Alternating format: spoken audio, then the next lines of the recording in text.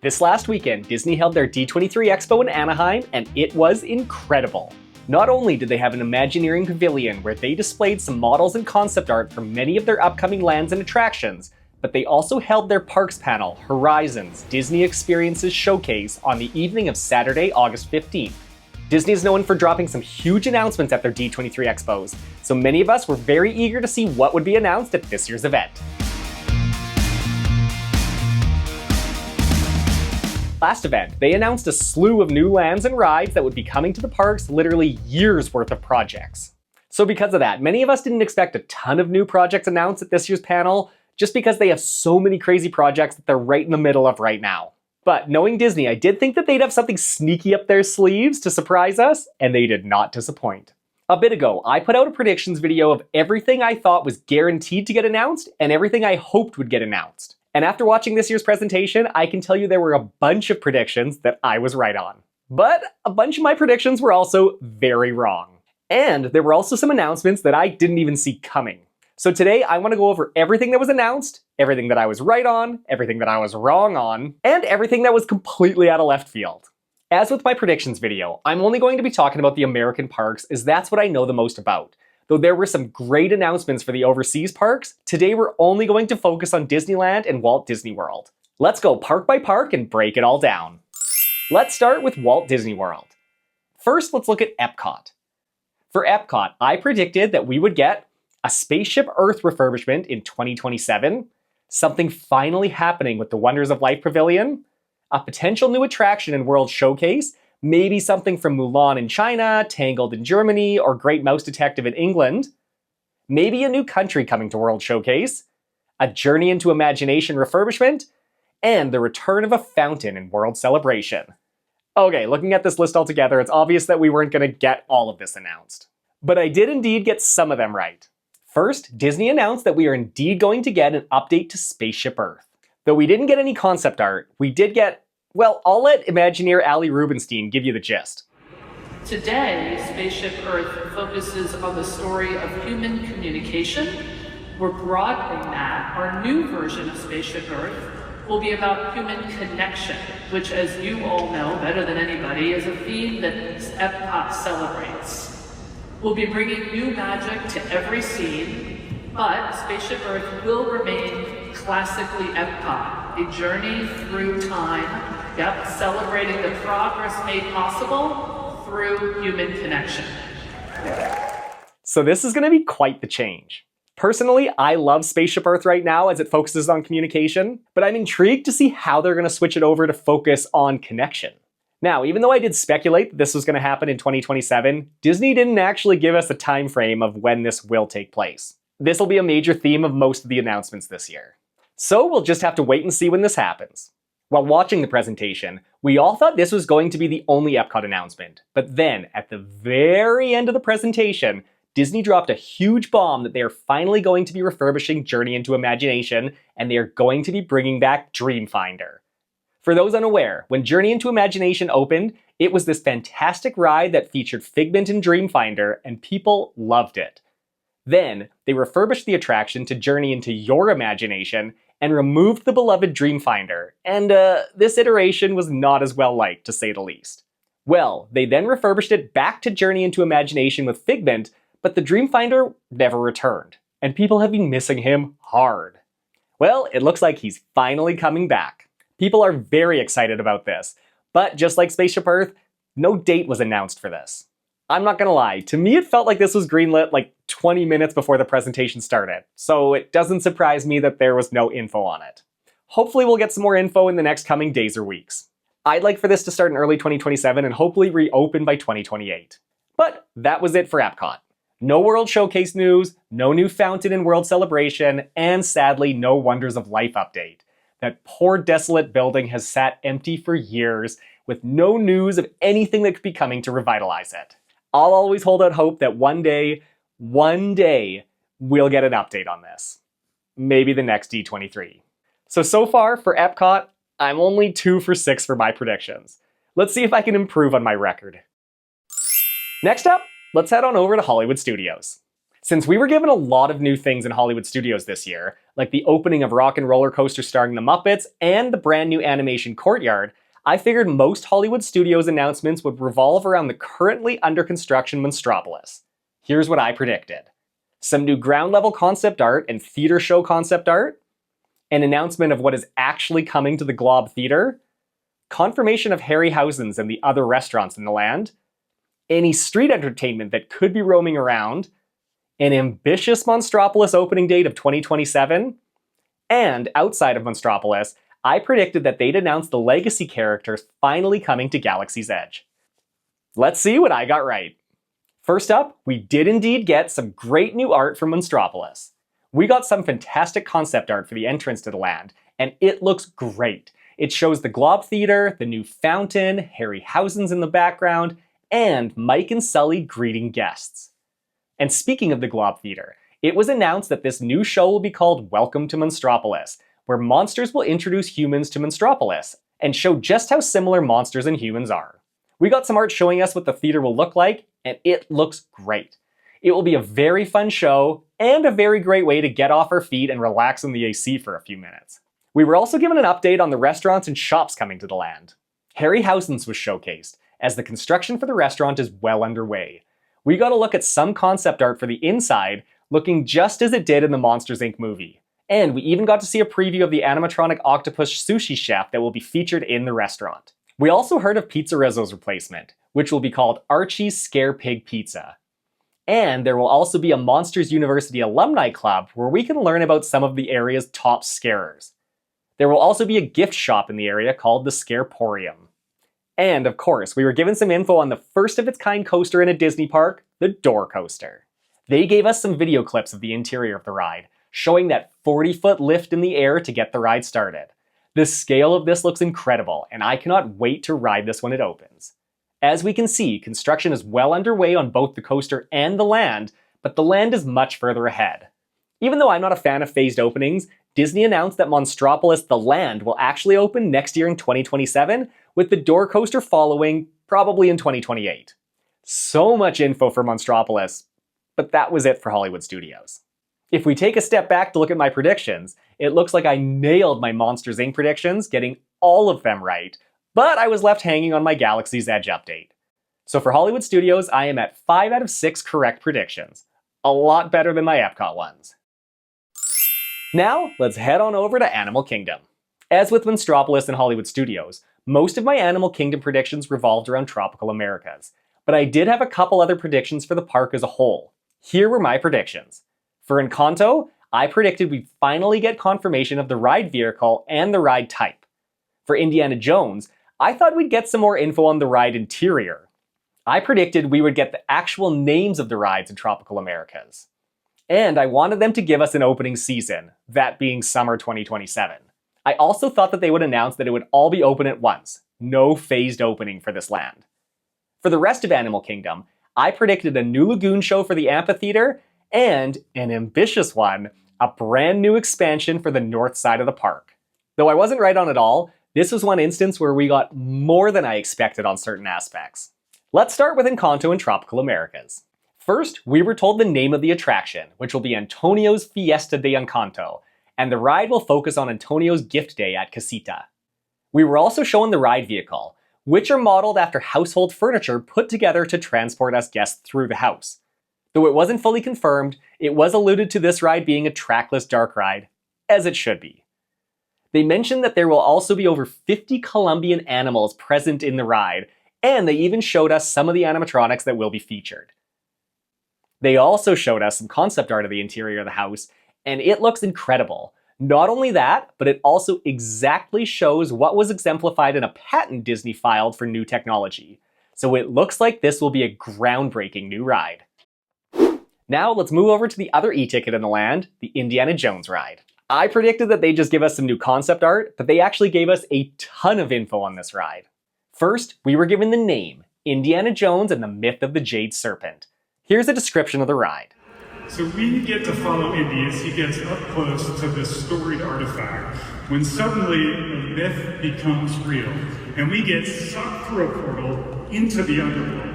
This thing turns into an all-out chase to escape before time runs out. We will face all sorts of dangers, like monstrous bats, larger-than-life scorpions, fire, flame, and of course, snakes.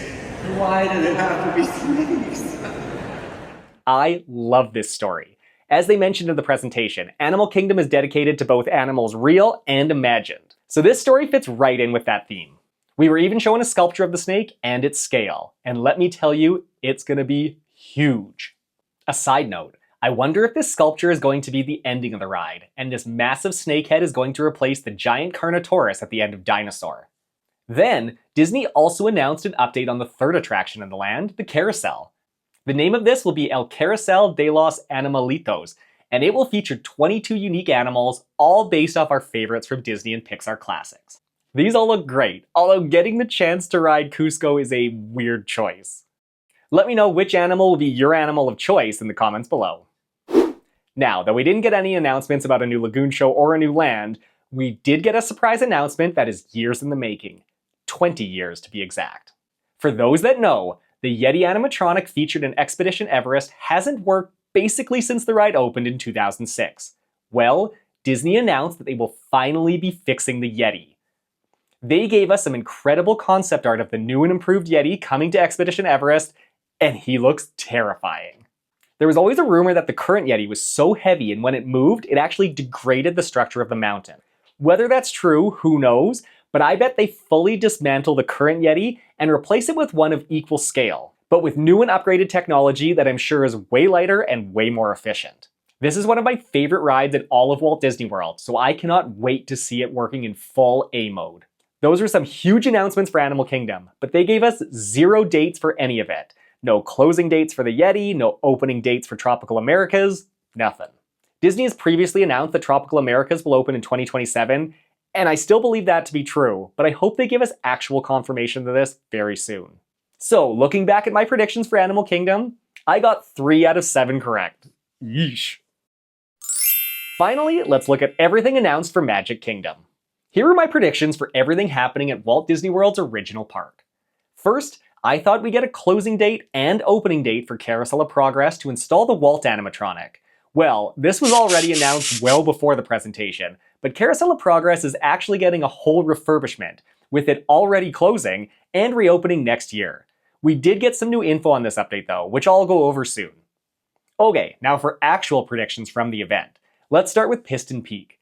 I predicted we'd get some better concept art of the land, finally a confirmation of the second attraction, which I thought would be a flat ride kind of like Mater's Junkyard Jamboree in California Adventure, an opening timeline, hopefully 2028, and I also wanted confirmation on what is going in behind the Haunted Mansion, whether it be a Haunted Mansion parlor, a queue extension, or restrooms.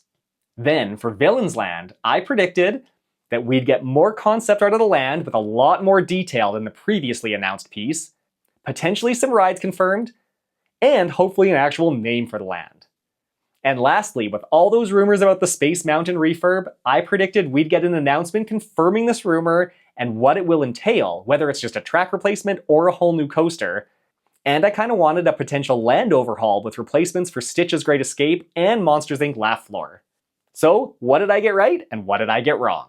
As I mentioned, we already knew a lot about the Carousel of Progress update currently underway, but we were given some new concept art of what's coming to the new scenes, and we were given some confirmation that Mom and Dad will be voiced by 2 amazing actors, Jamie Lee Curtis and Bryan Cranston.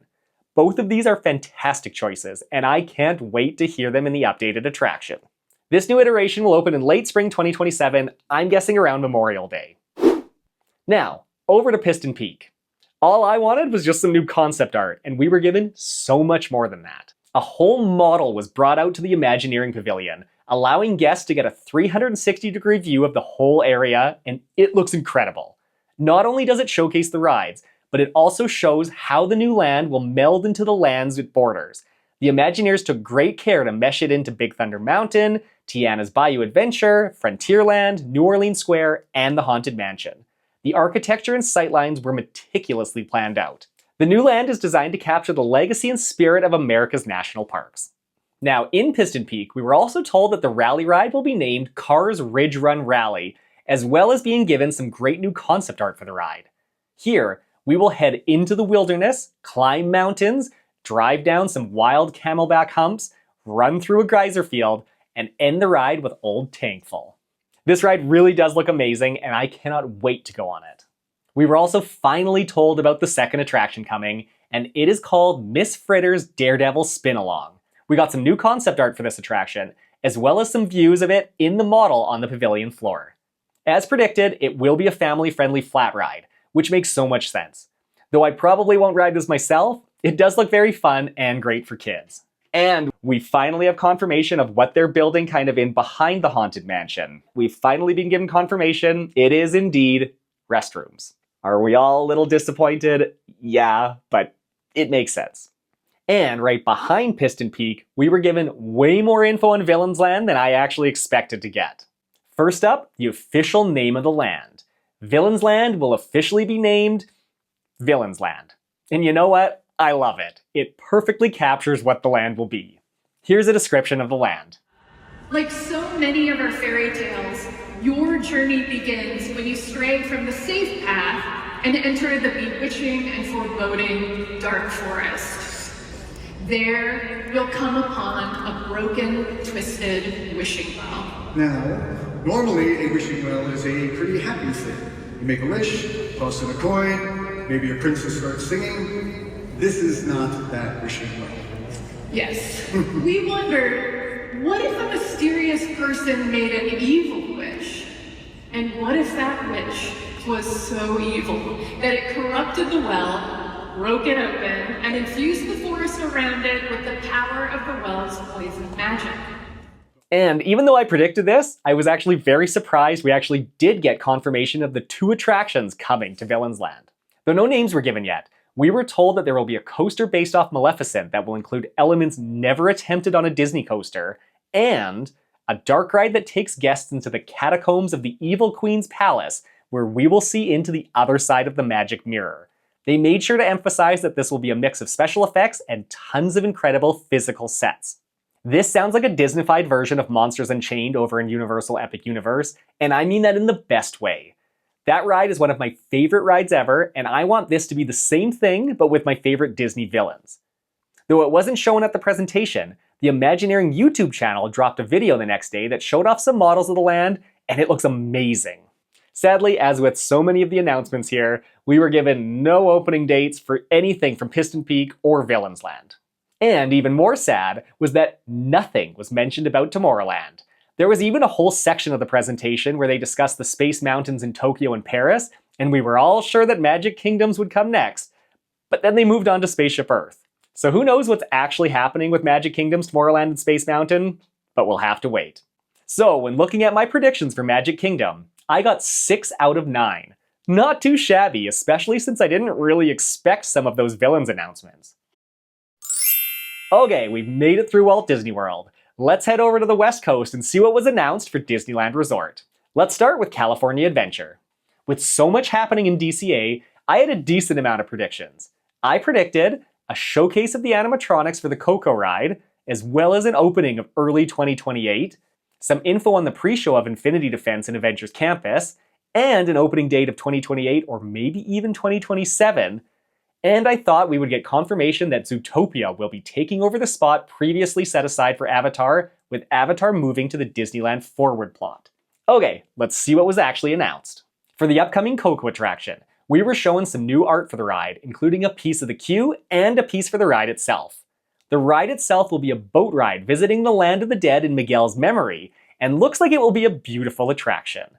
Though no animatronics were actually shown, the artwork shows off Miguel playing guitar surrounded by family, which are sure to all be animatronics in the finale of the ride. Sadly, no opening date was given for this as well. But over on the other side of the park, Avengers Campus was actually given a lot of time at this presentation. Disney announced that the construction is going quite well, with the path from Radiator Springs connecting to Avengers Campus will be open again very soon, which will be great for everyone's convenience. For Infinity Defense, some new artwork showing the pre-show was presented, with Ms. Marvel being the forefront of the pre-show. It's hard to tell whether she'll be an animatronic or a holographic like Rey in Rise of the Resistance, but the room does look pretty cool. They also showed some construction progress photos and some photos of the massive physical sets that will be in the attraction. A little video of the attraction construction was shown as well, and it looks like it will be a combination of Shanghai's Pirates and Epic Universe's Battle at the Ministry. And finally, we were given some vague opening dates. Avengers Campus will open in 2028. If I had to guess, I would guess summer 2028. And you know what? That was it for California Adventure announcements. Avatar was not even mentioned during the presentation, which was crazy. But we'll get to more on that shortly. Now, though Avatar wasn't mentioned in the presentation specifically, it was showcased in the Imagineering Pavilion, with a model for the attraction and a confirmation that this is indeed still coming to the Hollywood backlot of DCA. So, sorry Zootopia, though you were a pretty prevalent rumor, you've now been laid to rest. So, for California Adventure, I got 3 out of 5 of my predictions correct. Now let's move on over and have a look at Disneyland, Walt's original park. Here's what I predicted for Disneyland. I predicted a whole Tomorrowland refurb, under this, a return of the People Mover, and a brand new Space Mountain for the park, maybe even like Tokyo's new version. I knew that these were pretty wild predictions, and I didn't really expect any of them to be true. And as the presentation was going on, it was pretty evident that not much was going to get announced for Disneyland apart from some entertainment returning. Until the very end of the presentation, when Thomas Maslum, the chairman of Disney Experiences, came out to very quickly and briefly announce that Disneyland is indeed getting a Tomorrowland refurb. The tagline of this is "Yesterday's tomorrow today," and will feature new spaces and new attractions throughout. So does this mean a new People Mover? A new Space Mountain? Who knows, but it is exciting. It was crazy to drop this bomb on all of us, but give literally nothing in terms of details. Well, Scott Gustin helped clear this up a bit over on X. He said it was just recently confirmed and that it is actually being prioritized ahead of Avatar and California Adventure. So that's why Avatar wasn't even mentioned here, because it got bumped down the totem pole. Disneyland Resort's priority list goes Coco and Avengers Campus first, then the Tomorrowland refurb, and then after that, Avatar and DCA.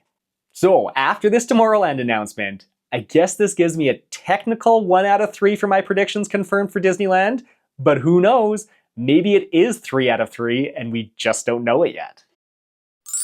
And there you have it. There was everything announced for the American parks at the D23 Experiences Showcase. Lots of updates, some new projects, but everything moving in the right direction. Some of my predictions were pretty obvious, but I still can't believe that some of my outlandish ones actually came true. But now I want to turn it over to you. What did you think about this year's presentation and about this year's announcements? Are you happy with what we were given? Or did you want more? What was an announcement you were hoping for but we didn't get? Let me know in the comments. I want to know your thoughts on the whole thing. Thanks for taking the time to watch this video and see what I got right and what I got wrong with my predictions for D23. If you enjoyed this video, please give it a like as it will really help the channel grow, and if you want more theme park content, please subscribe. You can also follow me on Facebook and Instagram at Canuck Park Hopper for more theme park fun. Thanks again for watching, and I'll see you in the parks.